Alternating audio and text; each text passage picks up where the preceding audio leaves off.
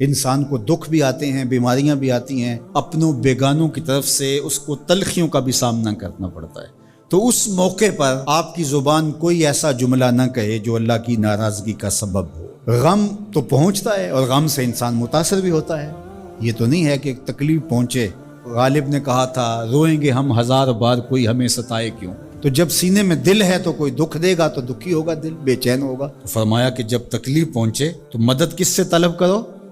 صبر سے، کہ اللہ مجھے توفیق صبر دے۔ روایت ہے کہ سلمان رضی اللہ تعالی عنہ حاضر ہوئے اور ان کے چہرے کے اوپر کوئی ایسے آثار تھے کہ جس طرح بہت بڑی پریشانی ہو۔ تو ان کو کہا کہ تمہارا جو دکھ ہے وہ اس کو کہو جو دکھ کا مداوع کر سکتا ہے، غم اسے کہو جو غم خار ہو، جو غم خار ہی نہ ہو اسے غم کہنے کا فائدہ۔ بعض اوقات لوگ خام خواہ بے چین ہوتے کہ میں کوئی پوچھے تمہیں کیا ہے، چہرے کے اوپر جو ہے وہ خشونت سجائے، چہرے کے اوپر جو ہے وہ اداسی سجائے۔ آپ کو صدمہ پہنچے تو بعض اوقات ٹھیک ہے انسان بے بس ہو جاتا ہے، اس کے چہرے بچھڑے سے اس کا ظہور بھی ہوتا ہے، لیکن کچھ ایسی چیزیں جو چھپائی جا سکتی ہیں اس کو چھپائیں۔ ہنس کے پی جا تلخی ایام کو ناصر، غم کے سہنے میں بھی قدرت نے مزہ رکھا ہے۔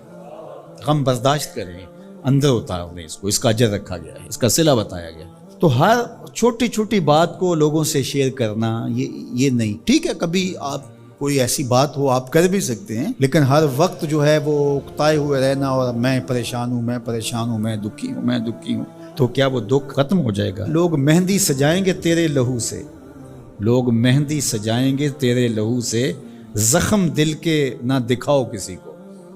لوگ تو اس سے طرح مذاق بھی اڑائیں گے، اور جب تم ہنستے ہو تو زمانہ تمہارے ساتھ ہنستا ہے، اور جب تم روتے ہو تو زمانہ تمہارے ساتھ نہیں روتا۔ اس لیے یہ آنسو بڑے قیمتی ہیں، وہی بہاؤ جہاں شان کریمی موتی سمجھ کے چن لے۔ یوں ضائع نہ کرو، یوں ان کو برباد نہ کرو، لوگوں کے سامنے رسوا نہ کرو اپنے آپ کو۔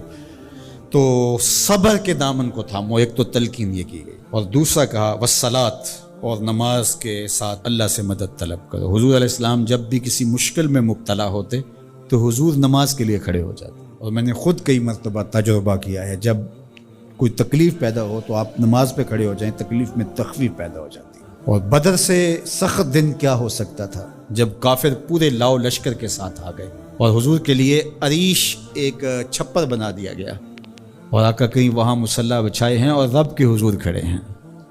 مشکل کے وقت جب کوئی سبب نہ رہے تو اس کے حضور آ جاؤ، وہ تمہاری ضرورتوں کا کفیل ہے۔ وَإِنَّهَا لَكَبِيرَةٌ إِلَّا عَلَى الْخَاشِعِينَ، اور یہ بہت بھاری ہے نماز پڑھنا اور صبر کرنا، لیکن جو اللہ کا خوف سینے میں پالنے والے لوگ ہیں، رکھنے والے لوگ ہیں، ان کے لیے مشکل نہیں۔ بچے کو صبح اٹھائیں آپ نماز کے لیے تو وہ اٹھتا ہی نہیں ہے، بار بار کہہ کے اس کو اٹھانا پڑتا ہے، اور اس نے سوات کی سیر کے لیے جانا ہو اور دوستوں کو ٹائم دیا ہو، تہجد کے وقت ہی تیار ہو کے بیٹھ جاتا ہے۔ اس کا مطلب ہے کہ اس کو نماز کا شوق نہیں ہے، اس کا شوق تھا، جس کا شوق تھا اس کے لیے اٹھنا بھاری نہ ہوا۔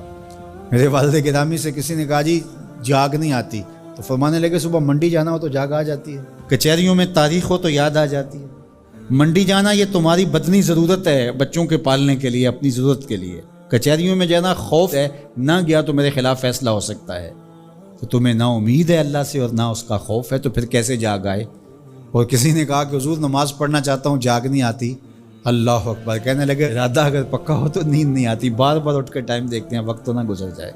اللہ اکبر۔ تو فرمایا یہ بھاری ہے لیکن خاشعین کے لیے بھاری نہیں ہے، خشیت خدا سینے میں نہیں ہے، اللہ کا خوف سینے میں نہیں ہے، تو واقعی صبح کا اٹھنا بہت زیادہ بھاری ہے، بہت زیادہ مشکل ہے، لیکن جو خشیت والے ہیں ان کے لیے مشکل نہیں ہے۔ یہ مان لیا کہ صبح کا اٹھنا، سحری کا اٹھنا نفس پہ شاک ہے، لیکن اگر کسی کی زندگی کی لذت اس میں رکھ دی گئی ہو، اللہ اکبر، تو پھر اس کے لیے مشکل تو نہیں ہوگا۔ راہ خدا میں تکلیف اٹھانا مشکل صحیح، لیکن زندگی کا سرور اس میں رکھ دیا گیا، وہ مزہ دیا تڑپ نے، میری آرزو ہے یا رب، میرے دونوں پہلوؤں میں دل بے قرار ہو۔